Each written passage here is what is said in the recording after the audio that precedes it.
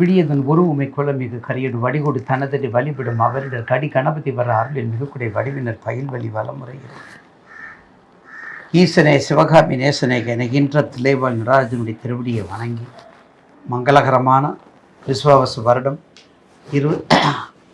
மாசி மாதம் 22ஆம் தேதி 6/3/2026 வெள்ளிக்கிழமை பூரட்டாதி நட்சத்திரத்தில் கும்பராசிலிருந்து மீன ராசிக்கு சனிப்பெயர்ச்சி பகவான் இடப்பெயர்ச்சியாக வாக்கிய பஞ்சாங்கப்படி பயிற்சி ஆகிறார் என்பதை நேயர்களுக்கு மகிழ்ச்சியோடும் ஆசீர்வாதத்தோடும் தெரிவித்துக் கொள்கின்றேன். கடந்த திருக்கணித பஞ்சாங்க பிரகாரம் கடந்த ஒரு ஆண்டுகளாக முடியப் போகின்றது. இந்த ஒரு ஆண்டு காலத்திலேயும் சனீஸ்வரன் நாங்கள் பட்ட கஷ்டம், நாங்கள் பட்ட துன்பம், துயரம் எல்லையில்லாத அளவிட இல்லாத மிகப்பெரியது கஷ்டப்பட்டோம். ஐயா சுவாமி இப்போ மறுபடியும் நீங்கள் சனிப்பேச்சுன்னு ஒன்று புகுத்துருங்களே அப்படின்னு கேட்டால் தயவுசெய்து பயப்பட வேண்டாம். நேயர் பெருமக்கள் பாதம் தொட்டு பணிகின்றேன். வளவள கொலவளப்புக்கு இடமே இல்லை. வாக்கியத்தில் சனீஸ்வரர் என்ன பண்ண போகிறார், மேசராசிக்கு ரிஷபராசிக்கு ராசிக்கு என்ன பண்ண போகிறார். இப்போ சனீஸ்வரனுடைய குணங்கள் நமக்கு தெரியும்.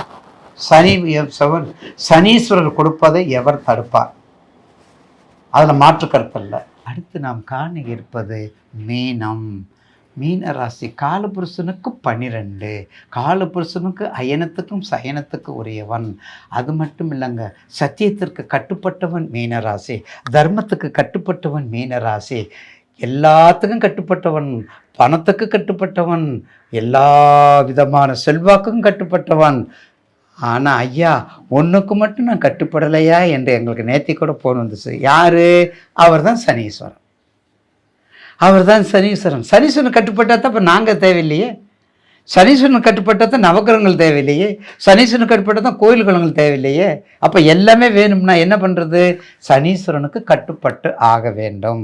அப்போ அவருடைய விதியையும் மதியையும் கதியையும் நாம் ஃபாலோ பண்ணித்தான் ஆக வேண்டும்.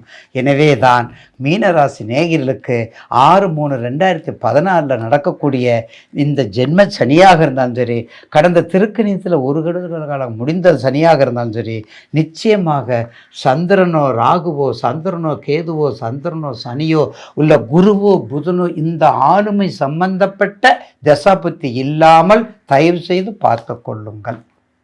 அப்படி பார்த்து கொண்டால் வெற்றி மேல் வெற்றியை உங்களுக்கு கொடுக்கும் என்பதை சொல்வதை விட தீமையை தடுத்து நன்மையை கொடுக்கும். தீமையை குறைத்து நன்மையை பெருக்கிறதுக்கான வழியை கொடுக்கும். அப்போ எந்தெந்த வழி? கரும்பு. எந்தெந்த வழி? வெளிநாடு. எந்தெந்த வழி? தாயின் உறவு. எந்தெந்த வழி? டெக்ஸ்டைல்ஸு. எந்தெந்த வழி? டோட்டலாக நீர் சம்மந்தப்பட்டது, டோட்டலாக ஆன்மீகம் சம்மந்தப்பட்டது, டோட்டலாக அறிவு சம்மந்தப்பட்டது, டோட்டலாக அரசியல் சம்மந்தப்பட்டது, டோட்டலாக ஆராய்ச்சி சம்மந்தப்பட்டது, டோட்டலாக எங்கே ஃபைனான்ஸு, எங்கே பணம், எங்கே ஆர்பிஐ எங்கே ரிசர்வ் பேங்க் ஆஃப் இந்தியா, அங்கே போகிற பாருங்க அவங்க தான் இருப்பாங்க. எங்கே ப்ரெஸ்டீஜ் பார்க்கணுமோ அவங்க அங்கே தான் இருப்பாங்க. எல்லா இடத்துலையும் பாங்க மீனத்துக்குரியவங்க தான் எல்லாத்துலேயும் தலை நிமிர்ந்து இருக்கக்கூடியவங்க, தகசார்ந்து இருக்கக்கூடியவங்க, ஆற்றலுக்குரியவங்க, கொஞ்சம் ப்ரெஸ்டீஜுக்குரியவங்க. இந்த தனுசு மீனமும் ப்ரெஸ்டீஜ் பார்க்காம இருக்காது. தனுசு மீனமும் ப்ரெஸ்டீஜ் பார்க்காம இருக்காது. அதனால் தயவுசெய்து ஏழ்ற முதல் சுற்றா, 3வது சுற்றா, 2வது சுற்றா, முதல் சுற்று 3வது சுற்று மிக கவனம். இந்த நடு சுற்று மட்டும் பயப்பட வேண்டிய அவசியம் இல்லை. என்னை பொறுத்தவரை 3வது சுற்றுக்கு நம்ம போக தேவையில்லை. முதல் சுற்றுலேயே நம்மளை புழிஞ்சிருவோம். அதுலேயே எல்லாமே கிழிஞ்சிரும். தார தப்பட்டையில் கிழிஞ்சு போயிடும். ஒன்றும் பண்ண முடியாது. அதுக்கடுத்து தைக்கிற வேலையை நம்ம பார்க்கணும். தைக்கிறதுன்னு என்ன அர்த்தம்? இறை வழிபாடு. தைக்கிறதுன்னா என்ன அர்த்தம்? தியான வழிபாடு. தைக்கிறதுன்னா என்ன அர்த்தம்? ஒருத்தருக்கு நம்ம உதவி செய்ய வேண்டியது. தைக்கிற அர்த்தம் தரிசனம் செய்வது. தைக்கிற அர்த்தம் கூட்டு வழிபாடு. பார்த்தீங்களா? இறை வழிபாடு, கூட்டு வழிபாடு, தியானம், எல்லா வகையான பிரச்சனையை தீர்ப்பது கூட்டு வழிபாடு, வெற்றியை கொடுப்பது கூட்டு வழிபாடு. எத்தனை சனீஸ்வரர் வந்தாலும் சரி, டெய்லி காகத்துக்கு கொஞ்சம் சாதம், கொஞ்சம் தயிர், கொஞ்சம் நெய், கொஞ்சம் தேனும், கொஞ்சம் சூடான எள்ளு, கொஞ்சம் நல்ல சூடான சாதத்தில் வச்சு எள்ளு தயிர் நல்லெண்ணெய் ஊற்றி போடுங்க. நீலாஞ்சனம் சமாபாசம் ரவிபுத்திரா யமாக்கிரம் சாய மார்த்தாண்ட சம்போதம் தம் நமாமி சனீஸ்வரன் ஸ்வாகா. ஓம் காகத்வஜாய் வித்மிகை கட்ககசாய் தன்னோ மந்த அந்த மந்தகாரனுடைய அருள் நிச்சயமாக உண்டு. பயப்பட வேண்டிய அவசியம் இல்லைங்க ஐயா. இழந்துட்டியா, நீ இழக்கிறதுக்கு ஒன்றும் இல்லையா. தயவுசெய்து அப்படி சொல்லாதீங்க. நேயர்கள் பாதம் பணிஞ்சு வேண்டிக்கிறேன், அப்படி சொல்லாதீங்க. உங்களுக்கு ஒரு டெஸ்ட்டு, ஒரு எக்ஸாமினேஷன், ஒரு அனுவல் எக்ஸாமினேஷன் வைக்கிறாங்க, அவ்வளோதான். நம்ம பார்க்குறோம்ல, படிக்கும்போது அனுவல், குவார்டர்லி எக்ஸாமினேஷன், விரையச்சனி, அதுக்கடுத்து ஜென்மச்சனி, அதுக்கடுத்து ஆஃப் இயர்லி ஜென்மச்சனி, அதுக்கடுத்து எக்ஸாமினேஷன் அனுவல் முடிஞ்சிருச்சா. அப்போ 3 சனிப்பிரதேசம் 3 வந்துடுதா, 3 பங்குக்கு 3 எக்ஸாம் வந்துடுதா. ஆக மொத்தம் கண்டிப்பாக உங்களுக்கு என்ன தேவை, உங்கள் வேலைகள். அப்போ அகலக்கால் கொடுக்கல் வாங்கல் அறவை. தயவுசெய்து கொடுக்கல் வாங்கல். உடல் ரீதியான பாதிப்பு, அம்மாவுக்கு பாதிப்பு, அப்பாவுக்கு பாதிப்பு, குரு சம்பந்தப்பட்டவங்களுக்கு பாதிப்பு, கொடுக்கல் வாங்கல பாதிப்பு, போக்குவரத்தில் பாதிப்பு, இதெல்லாம் கவனமாக பார்த்துக்கோங்க. இருக்கிறத வேலைக்கு அதிகப்படுத்தாதீங்க. எக்ஸ்ட்ரா ஆர்டினரியாக எதையும் பேசாதீங்க. வாயை திறக்காதீங்க. வாய்ப்போட்டு போட்டுக்கோங்க. பெரிய திண்டுக்கல் போட்டு டீஜல் போட்டு போட்டுக்கோங்க கொஞ்ச நாளைக்கு. ஏற்கனவே திருக்கணித்தில் ஒரு வருஷம் முடிஞ்சிருச்சு. இப்போ திருக்கணித்துலேயும் ஆக்சிடெண்ட் ஆயிடுச்சு, திருக்கணித்துலேயும் செலவாயிடுச்சு, திருக்கணித்துலேயும் எனக்கு எல்லாமே இழந்துட்டுன்னு ஒருத்தர் சொல்கிறீங்க. ஒரு நேயர் சொல்கிறாரு.